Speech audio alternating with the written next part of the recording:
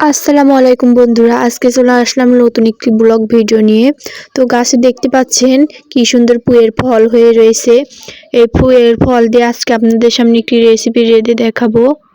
তো পুয়ের ফলগুলো কিন্তু আমি তুলছি, গাছে কিন্তু অনেক ফল হয়েছে।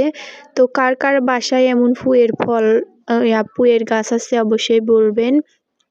আর কার কার পুয়ের ফল খেতে ভালো লাগে, আমার তো অনেক ভালো লাগে। এত কথা না বাড়িয়ে চলুন বন্ধুরা, রান্নাটা শুরু করা যাক। তো আজকে রান্না করব পুঁইয়ের ফল দিয়ে টাকি মাছ আর খোলসা মাছ। তো এখানে আমি কড়াইয়ের ভিতর পেঁয়াজ কুচি আর মরিচ কুচি দিয়ে তেল দিয়ে দিচ্ছি। পেঁয়াজ আর মরিচ কুচিটা একটু হালকা বাদামি কালার করে ভেজে তারপরে দিয়ে দিব আদা রসুন বাটা। দেওয়ার পরে আমি মশলাটা ভালো করে ভেজে নিব। তারপরে দিয়ে দিব স্বাদ মতো লবণ, দিয়ে দিব হলুদের গুঁড়ো 1 চামচ, তারপরে দিয়ে দিব মরিচের গুঁড়ো। দেওয়ার পরে আমি মশলাটা একটু পানি দিয়ে কষিয়ে নিব।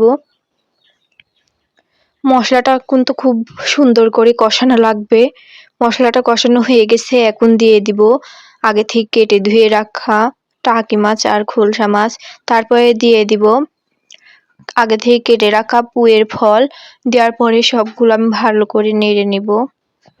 ভালো করে নেড়েচেড়ে আমি ঢাকনা দিয়ে ঢেকে দিব। ঢাকনাটা আমি আবার উঠাই নিব। পুঁইয়ের ফলটা আমি আবার ভালো করে নেড়ে নিব। নেড়ে ছেড়ে আমি আবার ঢাকনা দিয়ে ঢেকে দিব।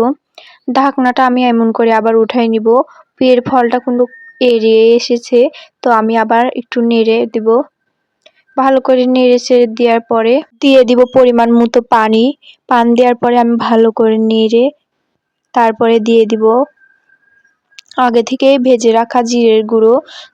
দেওয়ার পরে ভালো করে নেড়ে নিব। তো পুঁইয়ের ফল কিন্তু রান্না হয়ে গেছে, এখন আমি তুলে নিব। কার কার পুঁইয়ের ফল পছন্দ অবশ্যই জানাবেন। আর এমন নতুন নতুন ভিডিও পেতে আমাদের পেজটা ফলো করবেন বন্ধুরা। তো আমি পুঁই শাক তুলে নিয়েছি, দেখুন রান্নাটা